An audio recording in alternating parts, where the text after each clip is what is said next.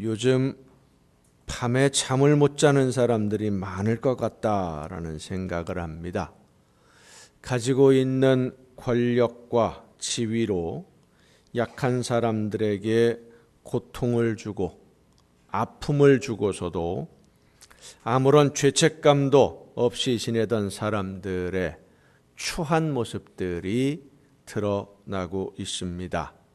마땅히 받아야 할 벌을 받는 것인데 그 중에는 나는 억울하다라고 생각하는 사람도 있는 모양입니다. 아픔을 당한 사람들은 평생을 씻지 못할 고통 때문에 죽음보다 더 힘든 삶을 이어오고 있는데 그런 아픔을 준 사람은 그런 기억이 없다고, 나는 그런 생각이 나지 않는다고 뻔뻔스럽게 말하는 모습을 보면서 사람이 참 이렇게도 악해질 수 있구나 하는 생각도 하게 됩니다. 하지만 감추어진 것은 반드시 드러나게 될 것이라고 말씀하신 예수님의 말씀과 같이 영원히 묻힐 것 같았던 부끄러운 과거들이 드러나면서 처벌을 받으면서 늦었지만 이제라도 그 대가를 치르게 되는 것이 다행이다. 조금이라도 상처받은 사람들의 마음에 위로가 되고 치유가 되는 것 같아서 다행이라는 생각도 합니다. 죄를 지었으면 벌을 받는 것이 당연한 일이겠지요. 힘이 있어서 이 세상에서 벌을 받지 않고 지난다고 할지라도 하나님 앞에서는 반드시 심판을 받는다는 사실을 우리는 잊지 말아야 할 것입니다. 그런데 아무 잘못도 없는데 벌을 받아라. 정말 억울한 일 아니겠습니까? 얼마 전에 상영된 영화 중에 재심이라고 하는 영화가 있습니다. 억울하게 사람을 죽였다는 누명을 쓰고 10년을 감옥에서 보낸 청년이 한 변호사의 도움으로 무죄 판결을 받게 되는 실제 있었던 사건을 줄거리로 하는 그런 영화입니다. 이 영화 내용에 보면 억울하게 누명을 쓰고 10년이라는 시간을 감옥에서 보낸 이 젊은이가 누구도 믿지를 않아요. 누구의 말도 들으려고 하지 않습니다. 나는 사람을 죽이지 않았다고 아무리 이야기를 해도 그 누구도 들어주지 않았기 때문이에요. 변호사가 찾아와서 처음에 대화를 시작할 때도 이 젊은이는 신뢰를 안 합니다. 그러다가 조금씩 마음의 문을 열고 다시 재심을 신청하고 마지막 판결을 받게 되는데 마지막 재심 판결에서 무죄가 선고될 때 이 청년의 눈에서 굵은 눈물이 흐릅니다. 아무 말도 하지 아니하고 그저 눈물만 흘리는 그 청년의 모습 속에서 이 젊은이가 그동안 가슴에 품고 있던 분노를 보게 되었습니다. 힘이 없어서 그 분노를 드러내지는 못했지만 힘만 있다면, 할 수만 있으면 온 세상을 다 뒤엎어버리고 싶은 분노가 그 마음 깊이 자리를 잡고 있어요. 우리는 죄가 없는데 벌을 받으면 억울하다라는 생각을 갖는 것이 당연합니다. 왜 죄가 없는데 벌을 받느냐? 힘이 없으니까 내가 억울하게 당한다고 생각을 하기 때문이에요. 벌이라고 하는 것은 고통스러운 것입니다. 그런데 아무런 잘못이 없는데 내가 고통을 받는다면 그것을 즐겁게 받아들일 수 있는 사람은 세상에 아무도 없을 것입니다. 그렇지만 죄가 없지만 자원해서 벌을 받을 때는 억울하다고 생각하지 않습니다. 법을 아주 엄격하게 지키는 왕이 있었습니다. 이 왕의 아들이 법을 어겨서 재판을 받게 됐는데 온 세상, 온 나라의 시선이 이 재판에 집중이 됩니다. 왕은 법을 아주 엄격하게 집행하는 분인데 하나밖에 없는 아들인데 잘못은 분명히 했는데 어떻게 판결을 할까?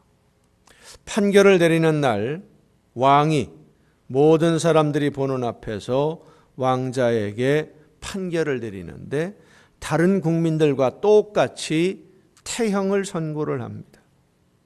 그리고는 그 자리에서 형을 집행하는데 왕의 옷을 벗고 아들을 감싸 안고 아들을 대신해서 채찍에 맞습니다. 왕이라고 해서 손에 사정을 두지 말라고 엄명을 해 두었기 때문에 채찍에 맞아서 살이 찢어지고 피가 튑니다.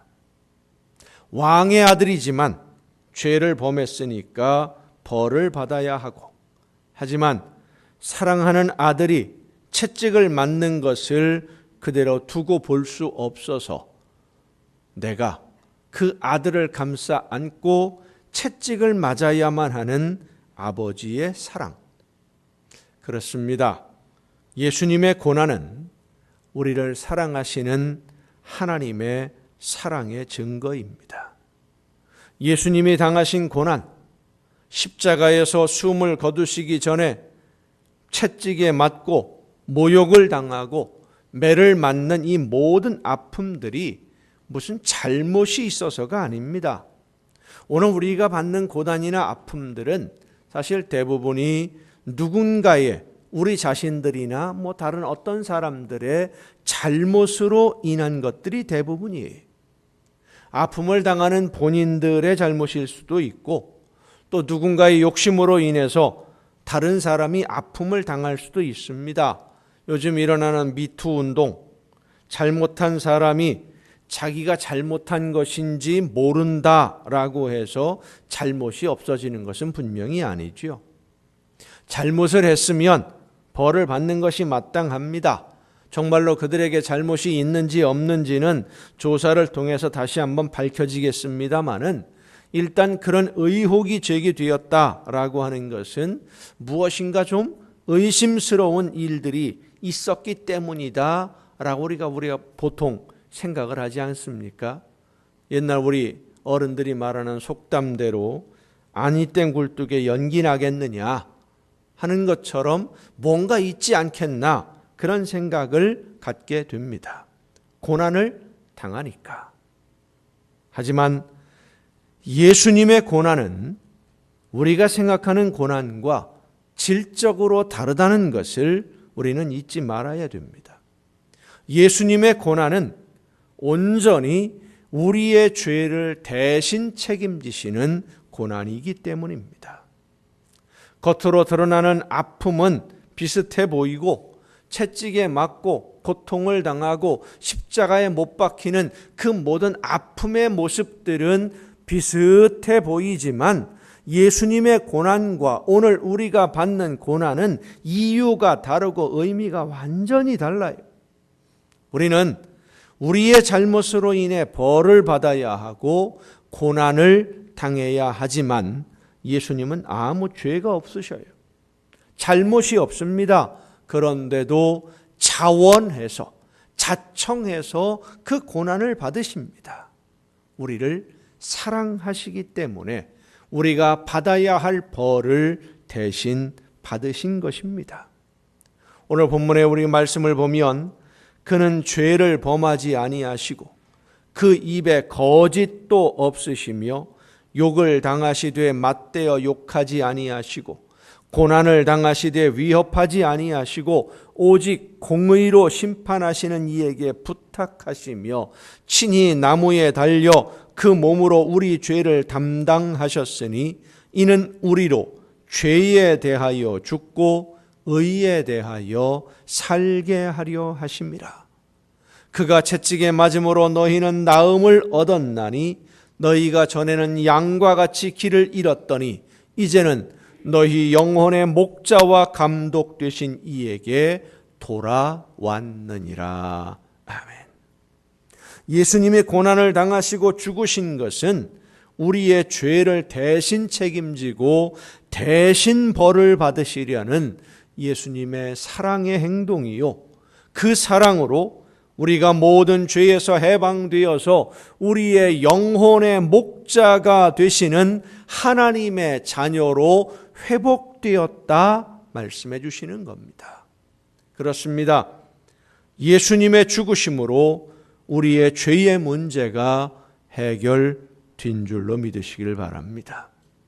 예수님의 고난으로 우리의 영혼이 성령으로 거듭나게 되었습니다. 예수님이 대신 십자가를 지심으로 우리가 하나님의 자녀가 되는 길이 열린 것입니다. 이 비밀이 놀라운 것이고 이 사랑이 너무나 놀라운 것인데 사람들이 그 사실을 받아들이려고 하지 아니하고 하나님의 이 놀라운 사랑을, 예수님의 그 크신 사랑을 믿으려고 하지를 않아요. 왜요? 있을 수 없는 일이니까. 상상할 수도 없는 일이니까. 믿어지지 않으니까. 하지만 사실입니다. 있을 수 없는, 상상할 수 없는 사랑을 우리가 받았어요. 예수님의 그 사랑, 우리의 죄를 대신 책임지시고 고난당하시고 십자가에서 죽으신 그 사랑으로 오늘 우리가 여기 지금 하나님 앞에 모여서 한 마음으로 찬송하며 예배하며 하나님을 아버지라고 부를 수 있게 된 것입니다. 이 사랑에 감사하는 여러분이 되기를 바랍니다. 언제 어디에 있든지 무엇을 하든지 어떤 상황에 있든 이 사랑을 잊지 마시기를 바랍니다. 나를 사랑하기 때문에 대신 고난당하신 예수님이, 대신 십자가 지시고 죽으신 예수님이 지금 이 시간 어디에 있든 무엇을 하든 나를 바라보고 계시다는 사실을 잊지 말아야 됩니다. 지금 이 시간에도 나와 항상 함께 하시면서 내 마음과 뜻과 생각을 바라보고 계시다는 사실을 잊지 말아야 돼요. 이 사랑을 기억하는 사람, 주님의 사랑에 감사하는 사람은 세상을 살아가는 방식이 다르고요, 이 세상을 대하는 태도가 다를 수밖에 없습니다. 오늘 본문 말씀에 보면 부당하게 고난을 받아도 하나님을 생각함으로 슬픔을 참으면 이는 아름답다 그랬어요. 죄가 있어 매를 맞고 참으면 무슨 칭찬이 있으리요. 그러나 선을 행함으로 고난을 받고 참으면 이는 하나님 앞에 아름다우니라. 이를 위하여 너희가 부름을 받았으니 그리스도도 너희를 위하여 고난을 받으사 너희에게 본을 끼쳐 그 자취를 따라오게 하려 하셨느니라. 아멘. 우리가 사는 이 세상은 부당한 일들, 악한 일들이 참 많습니다. 그래서 하나님의 말씀을 따라 살려고 하면 어려움을 많이 만나고요, 손해도 많이 봅니다. 부당하게 고난을 당하기도 한다, 이 말씀이에요. 그렇지만 선을 하나님이 원하시는 말씀대로 살기 위해서, 하나님의 말씀대로 순종하기 위해서 고난을 받는 것은 그 고난이 하나님 앞에 아름다운 열매가 되는 줄로 믿으시길 바랍니다. 더 나아가 오늘 본문 베드로서는 우리에게 말씀합니다. 이를 위하여, 선을 위해서 고난받는 그 삶을 위하여 우리가 부름을 받았다. 우리가 선을 위해, 선한 것은 하나님이 기뻐하시는 일입니다. 하나님이 원하시는 열매, 하나님이 기뻐하시는 뜻대로 실천하고 하나님의 말씀대로 살기 위해서 고난당하거나 아픔을 당하더라도 참고 견디어내는 것을 하나님이 기뻐하신다는 말씀이에요. 사랑하는 성도 여러분, 잘못해서 벌을 받거나 고난을 당하면 그것은 자랑스러운 일이 아니지요. 하나님이 기뻐하실 만한 일도 아닙니다. 부끄러운 일입니다. 예수님을 믿는다고 하는 사람이 교회에서 중요한 직분을 맡은 성도가 사회적으로 물의를 일으키는 그런 죄를 범해서 언론에 보도가 되고 벌을 받고 그러면 그건 부끄러운 일이에요. 하나님의 영광을 가리는 일입니다. 서울에서 제가 부교육자로 섬길 때 한 성도의 남편 되시는 분을 신방을 했는데 그 부인 되시는 집사님과 함께 남편이 있는 곳으로 신방을 갔는데 목사님을 모시고 수원에 있는 교도소입니다. 그 남편이 교도소에 있었어요. 왜 교도소를 들어가게 됐느냐? 사기죄로 고소를 당해서 그게 다 범죄한 것이 드러나는 바람에 실형을 선고받고 복역하고 있어서 신방을 잠깐 갔습니다. 면회를 마치고 나오면서 그 부인 되시는 집사님에게 목사님이 위로하시면서 하신 말씀이 많이 힘드시지요? 그러니까 이 집사님 하는 말이 힘들어도 참아야지요. 예수님은 십자가도 지셨는데 예수님에 비하면 아무것도 아니지요. 깜짝 놀라갖고 제가 목사님을 이렇게 탁 쳐다보니까요. 목사님이 멍하니 저를 바라보시더라고요. 아니, 사기죄로 고소를 당해서 감옥에 들어가 있는 거하고 예수님이 십자가에서 고난당하신 거하고 무슨 상관이 있어요? 그게 무슨 관계가 있어요? 아무 상관이, 고난이라고 해서 다 똑같은 고난이 아니에요. 아픔이라고 해서 다 똑같은 아픔이 아니에요. 죄를 짓고 벌을 받는 것은 당연한 일입니다. 부끄러운 일이에요. 우리 믿는 성도들이 죄를 지어서 무엇인가 잘못해서 벌을 받아서는 안 됩니다. 그러나 주님을 위한 고난이라면 예수님의 말씀대로 하나님이 원하시는 대로 살아보려고 하다가 하나님이 나에게 주신 사명을 감당하다가 당하는 고난이라면 기꺼이 기쁜 마음으로 자원해서라도 받아들여야 하는 거예요. 제가 아는 한 청년이 아주 어렵게 회사에 취직을 했습니다. 열심히 성실하게 일을 했는데 그 회사 창고에서 재고를 관리하는 부서에 배치가 되었어요. 재고 관리, 아주 성실하게 맡은 일을 열심히 합니다. 근데 하루는 업무가 다 끝나고 퇴근을 하려고 준비를 하고 있는데 직장 상사가 야근이 있으니까 남으라고 지시를 하는 거예요. 뭐 특별히 할 일이 없는데, 오늘 일 다 끝났는데, 급한 것도 없는데 뭐 때문에 야근을 하라고 할까? 보니까 다른 사람들은 다 퇴근하고 이 청년 하나만 남겨놨어요. 혼자 남아서 할 일이 없으니까 뭐 그냥 컴퓨터 켜놓고 이것저것 자료 정리하고 있는데 야근을 하라고 명령한 상사가 창고로 오랍니다. 창고에 가니까 창고 문을 열어놓고는 차를 한 대 대놓고는 물건을 실어내 갑니다. 그리고는 하는 말이 오늘 내가는 물건들 목록 잘 파악해서 나중에 장부에 이상이 없도록 잘 기록을 하라고. 그리고 물건을 싣고 가는 거예요. 이 청년이 잘 기록을 했습니다. 뭐가 몇 개 나갔는데 잘 기록을 해가지고 장부에다가, 컴퓨터 장부에다가 다 기록을 하고 반출자 아무개 하고 다 써놨어요. 며칠이 지나서 지난번에 반출한 물건을 정리한 장부를 가지고 오라고 해서 목록을 가지고 갔더니 이 직장 상사가 얼굴이 딱 굳어지더니 하는 말이 이렇게 기록을 하면 어떻게 하냐? 혼을 내는 소리를 치는 거예요. 근데 뭘 잘못 기록을 했나 싶어서 아무리 봐도 잘못한 건 없는데 제대로 다 했는데 나중에 알고 보니까 재고 목록을 조작을 해서 물건 빼낸 것 표시 안 나게 맞춰놔라 했는데 이 청년은 곧대로 잘 정리해서 반출자 이름까지 다 써가지고 기록을 해놓은 거예요. 불려갔습니다. 수정을 해서 재고를 딱 맞추어 놔라 라고 하는 지시를 받고는 고민에 빠졌어요. 도둑질하는 것을 그대로 두고 볼 수는 없어서 감사팀에다가 신고를 했습니다.